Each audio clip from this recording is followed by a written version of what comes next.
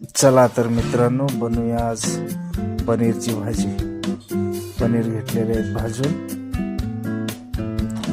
आणि हा तेलात टाकला कांदा घेऊ छानसा भाजून आणि यातनी टमाटर टाकू, टमाटरची पेस्ट आणि दोन्ही मस्त भाजून घेऊ तेल सुटेपर्यंत.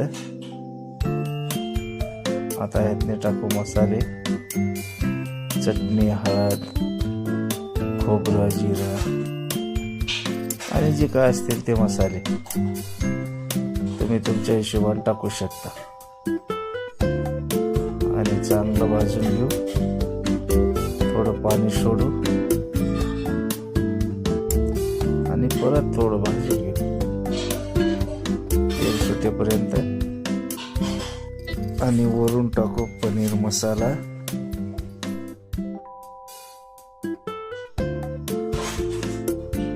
आणि टाकू पनीर, वरून कोथिंबीर. 2 मिनिटं होऊ देऊ आणि ही झाली भाजी.